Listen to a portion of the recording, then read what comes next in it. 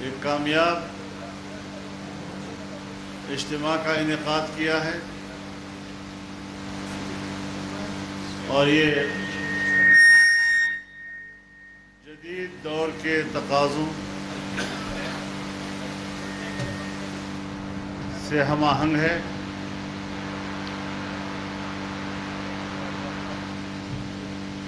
میں بذات خود سوشل میڈیا کی جدید تکنیک کے بارے میں مہارت نہیں رکھتا۔ ہمارے نوجوان اور نئی نسل اس فن کو بہت زیادہ جانتی ہے۔ میرے اپنے گھر میں بعض دفعہ میرے پوتے مجھے سکھاتے ہیں۔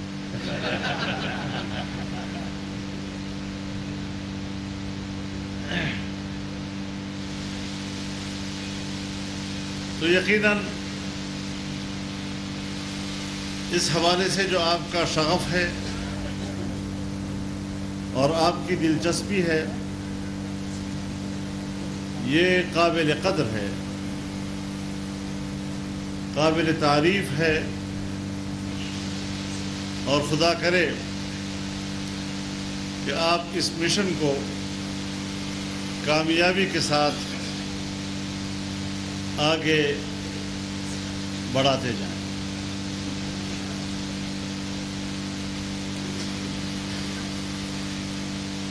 اکرم درانی صاحب نے بہت مختصر خطاب کیا اور کھڑے ہو کر کیا۔ مجھے پتہ ہے کہ وہ بھی کھڑے ہو کر لمبی تقریر نہیں کر سکتے،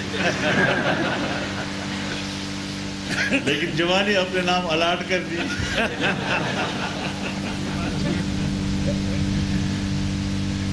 تو میں بھی آپ کو یقین دلانا چاہتا ہوں کہ میں اس سے زیادہ جوان ہوں۔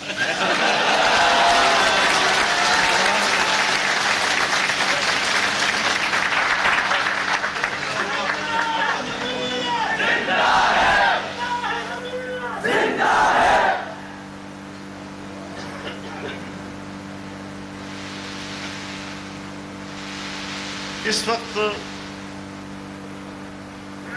بڑی سنجیدگی کے ساتھ اس بات پر ہمیں غور کرنا ہے کہ ہماری مشکلات کیا ہیں۔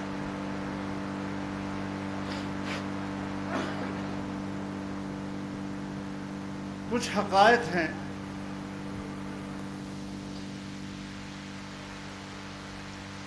جسے ہمیں تسلیم کر لینا چاہیے۔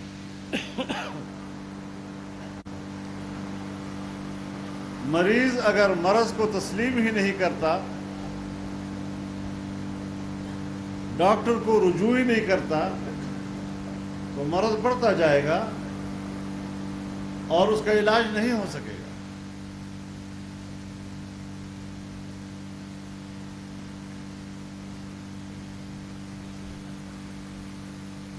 پاکستان داخلی مشکلات سے بھی دوچار ہے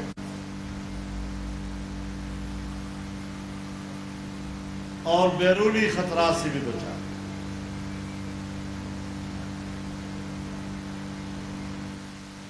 من حیث القوم ہمیں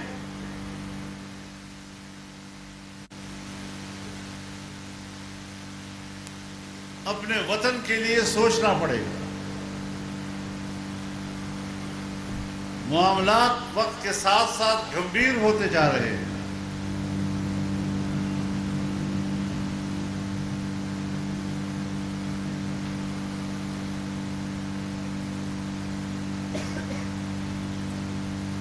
گتھیاں سلجھانے کے بجائے اور مشکل ہوتی جا رہی ہے۔ یہ قومی مسئلہ ہے۔ ہم نے اگر 10-12 سال پہلے نشاندہی کی یہ کسی کے ساتھ ہماری کوئی ذاتی جنگ نہیں تھی. ہم نے کسی کو گالی نہیں دی. آپ بر صغیر کی تاریخ کو پڑھیں. کیا بر صغیر کی تاریخ میں ہمیں وہ طبقہ نہیں ملتا اپنے ہی ہم وطنوں کا، اپنے ہی ملک کے خاص طبقے کا، جو انگریز کی غلامی پر فخر کرتا تھا،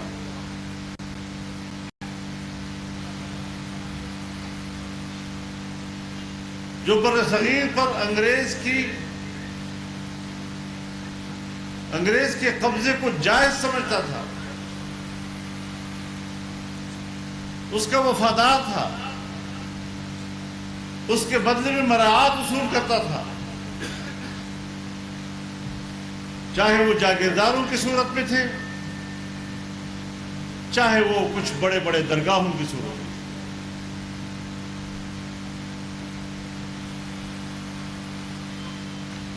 تو کیا اب ہم وہ بات نہ کریں؟ وہ ہمیں کہیں کہ آپ ہمیں انگریز کا وفادار کہتے ہیں؟ یہ تاریخ کا حصہ ہے. آپ یہ حقیقت ہے. کیا ہمارے ملک کے اندر وہ جماعتیں یا ان جماعتوں کی اہم شخصیات حتیٰ کہ آج بھی کیا وہ لوگ نہیں ہیں جو امریکہ کے وفادار رہتے ہیں، امریکہ کے پالیسیوں کی پیروی کرتے ہیں، اس کو پاکستان میں نافذ العمل کرنے کے لیے اپنی خدمات پیش کرتے ہیں؟ تو پھر کیا ہم ان حقائق سے آنکھیں چرا لیں؟ کیا ہم اس کا تذکرہ ہی نہ کریں؟ تو اگر ہماری نظر میں ایک ایسا عنصر ملک کی سیاست میں داخل ہوا کہ جس نے دنیا کی یہودیت سے ہدایات لی، تو اس کو تشت الباب کرنا یہ ہماری تاریخ کا حصہ ہے. ہم نے پہلے بھی کیا ہے اور آئندہ بھی کریں گے انشاءاللہ. یہ ایک نظریاتی جنگ ہے. اس نظریاتی جنگ کو نظریاتی طور پر ہم نے لڑا ہے اور الحمدللہ ہم نے اس کو زخمی کیا، ہم نے اس کو گرایا ہے، اور ہم اس کو سمجھتے ہیں کہ ہم نے اسرائیل کے ایجنڈے کو بھی شکست دی ہے، ہم نے مغرب کے ایجنڈے کو بھی شکست دی ہے، ہم نے امریکی ایجنڈے کو بھی شکست دی ہے، اور پاکستان میں ان کے وفادار اور ان کے ایجنڈے کو بھی شکست دی.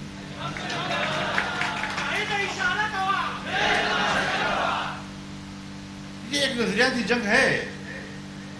لوگ اقتدار کی جنگ لڑتے ہیں.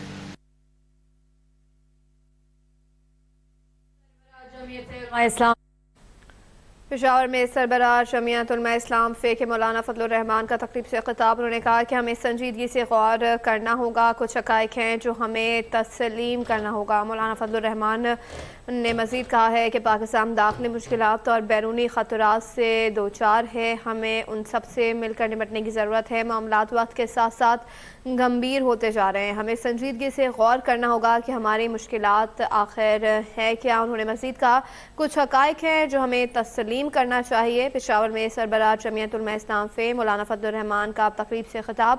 انہوں نے کہا کہ معاملات وقت کے ساتھ ساتھ گمبھیر ہوتے جا رہے ہیں، ہم سب کو اس پر مل کر تسلیم کرنے کی ضرورت ہے، ہمیں اپنے ملک کے لیے سوچنا ہوگا. ہمیں سنجیدگی سے غور کرنا ہوگا، کچھ حقائق ہیں جو ہمیں تسلیم کرنا چاہیے. ایسا کہنا تھا سربراہ جمعیت علماء اسلام فقہ مولانا فضل الرحمان کا. کیوں نہیں کر رہا؟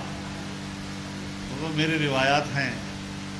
میں جس سے جنگ لڑتا ہوں پھر اس کی بھی ہاتھ کھلے ہونے چاہیے، میرے بھی ہاتھ کھلے ہونے چاہیے.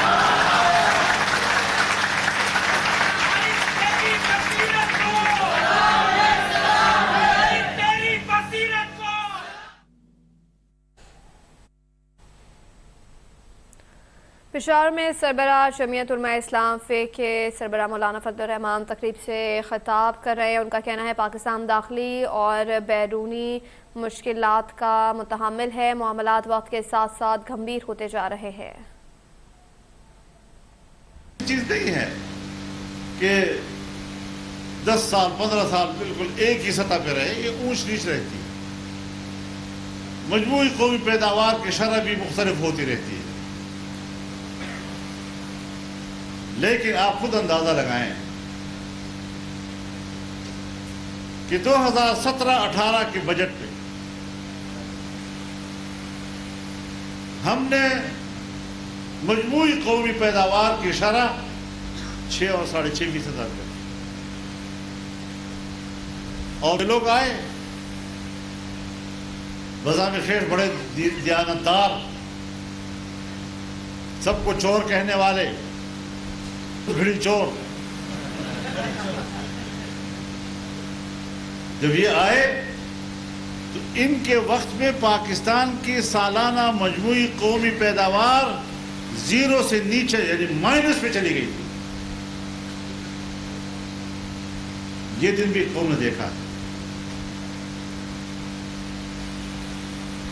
جب آپ کے اسٹیٹ بینک میں زر مبادلہ کے ذخائر ریزروز صرف 2 ارب ڈالر رہ گئے تھے، جبکہ ہم نے 17 ارب ڈالر چھوڑے تھے۔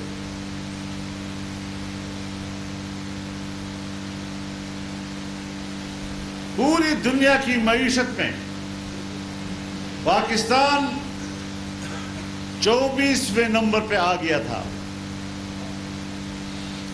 اگر یہ بیچ میں لوگ نہ ہوتے آج G20 کا پاکستان ممبر ہوتا۔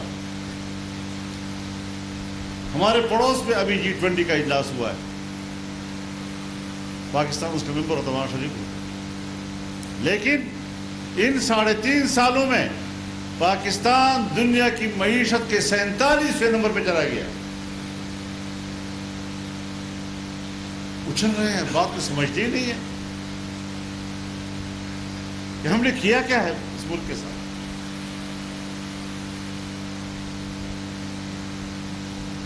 حکومتی گرفت کمزور کر دیا اور ابھی تک کمزور ہے۔ بیچ میں آدمی اعتماد آیا، حکومت بنی 11-12 جماعتوں کی، لیکن میں کہتا رہا کہ ملک اس حد تک نیچے جا چکا ہے کہ یہ اب دلدل ہے، دلدل سے آدمی نکلنے کی کوشش کرتا ہے لیکن دھستا چلا جاتا ہے۔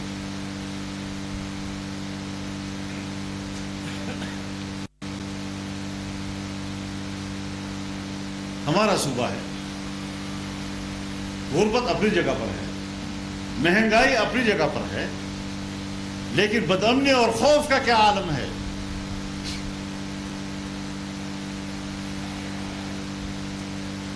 آئے روز خونی کھیل کھیلا جا رہا ہے۔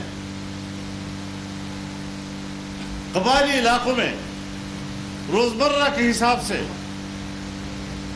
کتنے لوگ گولی کا نشانہ بنتے ہیں۔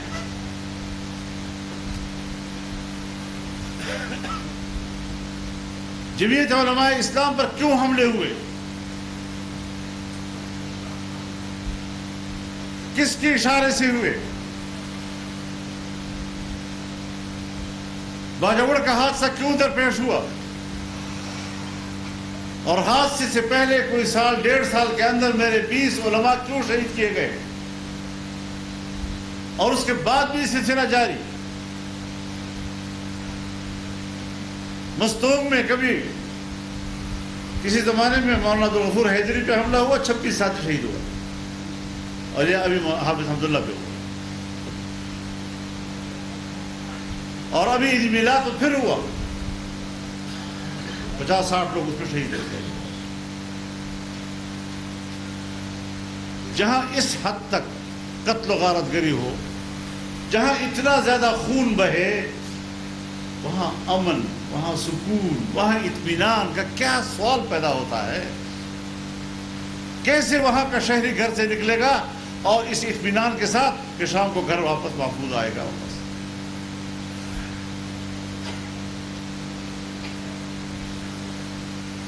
पूरा ढांचा आपका हिल चुका है।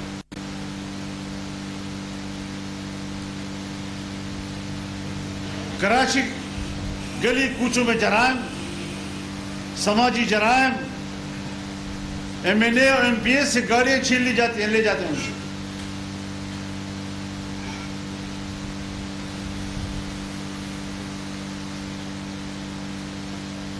पंजाब का ताजर परेशान है, जमींदार परेशान। आज कश्मीर में, पूरे कश्मीर में पाकिस्तान के खिलाफ, रियासत के खिलाफ मुजाहरे हो रहे हैं। अगरचे उसका बुनियाद एक वहां का मकामी मसला है कि मंगला डैम कश्मीर में है और पावर हाउस पाकिस्तान में है, बिजली पाकिस्तान में जमा होती है और फिर हमें महंगे दामों बेची जाती है। बिजली की बिलों के खिलाफ वहां लोग निकले हैं, लेकिन इससे पाकिस्तान पर भी एतमाद खत्म होगा ना कश्मीरी का, उसके भी कुछ असरात होंगे ना, उसके भी कुछ नतायज होंगे। फिर कल न मालूम हम किधर जा रहे हैं। कौन लोग हैं जो 4-5 अपने एक कमरे में बैठकर पूरे मुल्क का और आवाम का और हर चीज का फैसला करते हैं और अपने आप को अक्लकुल समझते हैं।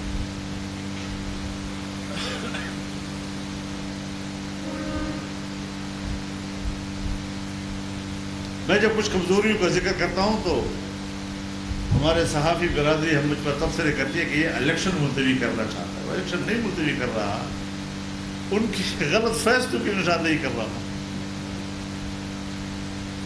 इलेक्शन के लिए तो हमने 2018 का इलेक्शन तस्लीम नहीं किया, 3.5 साल हमने दोबारा इलेक्शन का मुतालबा किया और हमें इलेक्शन से डराया जाता है। जो हमें इलेक्शन से डराता है वो जरा इस सूबे के बल्दियाती इलेक्शन के नताइज देख ले कि क्या हम डरने वाले हैं या हमसे कोई डर रहा है।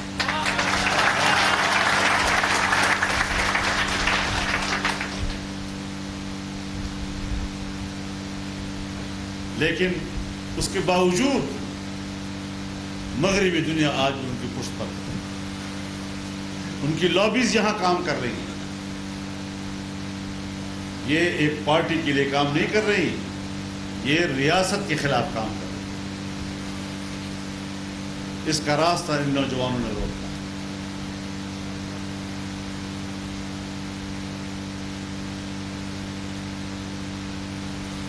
तो आज इस वक्त आपने अपनी जिम्मेदारियों का एहसास करना है। गिलगित बल्तिस्तान में क्या सवालात पैदा हो रहे हैं, कभी किसी ने सोचा इस बात पे? वो ये समझते हैं कि इस्लामाबाद हमारे हुकूक का इस्तेहसाल कर रहा है और हमें फिर क़वाराना झगड़ों में उलझा देता है। हम आपस में लड़ रहे होते हैं, पंजाब में फिर क़वारियत फैला दी जाती है। हमारा सूबा कितनी मरतबा इस फजा से गुजरा, बलूचिस्तान गुजरा है। सरबराह जमीयत उलमा पेशावर में सरबराह जमीयत उलमा इस्लाम फे मौलाना फजलुर रहमान का तकरीब से खिताब जारी है। उनका कहना है कि पाकिस्तान दाखिली मुश्किल बैरूनी ख़तरात से दो चार है, हमें उनसे निपटने की ज़रूरत है। मामलात वक्त के साथ साथ गंभीर होते जा रहे हैं। उन्होंने मज़ीद कहा कि हमें अपने मुल्क के लिए सोचना होगा। मेरे हाथ खुले होंगे तो मेरे मुखालिफ के हाथ भी खुले होने चाहिए। उन्होंने मज़ीद कहा कि मैं चाहता हूँ कि हर सियासतदान जेल से बाहर हो। मौलाना फजलुर रहमान ने मज़ीद कहा कि पॉलिसी का तसलसल चलता रहता तो आज ये दिन ना देखने पड़ते। PTI हुकूमत के बाइस पाकिस्तान दुनिया की 47वीं मईशियत तक पहुँच गया। पेशावर में सरबराह जमीयत उलमा इस्लाम फे मौलाना फजलुर रहमान का तकरीब से खिताब जारी है।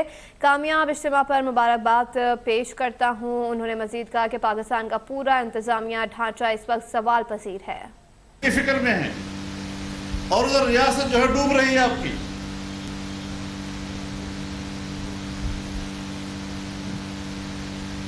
पाकिस्तानियों के हाथ में, अगर किसी के हाथ में डॉलर है, बाहर भेज रहा है,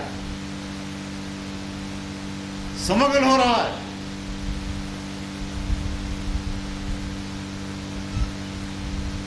बाहर के लोग तफसीलात रोक रहे हैं, सरमायाकारी मुल्क के अंदर नहीं हो रही। अब आप मुझे बताएं कि इन हालात में अगर पाकिस्तान के अंदर कोई बंदूक उठाता है और इस जज्बे के साथ कि मैं तो जिहाद लड़ रहा हूँ। ये एक जज्बा तो हो सकता है, ये एक ख्वाहिश तो हो सकती है, लेकिन इसका आगाज़ करने से पहले हालात को समझकर इसके अंजाम पर भी नज़र रखनी चाहिए, इसके नताइज क्या होंगे। नताइज ये होंगे इसके कि आपका इंतखाबी अमल मखदूश हो जाएगा। खिताब कर रहे हैं तकरीब से, उनका कहना है कुछ हक़ाइक़ हैं जो हमें तस्लीम करना चाहिए। पेशावर में सरबराह जमीयत इस्लाम फे मौलाना का तकरीब से खिताब, उन्होंने कहा पाकिस्तान दाखिली और बैरूनी मुश्किलात का सामना है, मामलात वक्त के साथ साथ गंभीर होते जा रहे हैं।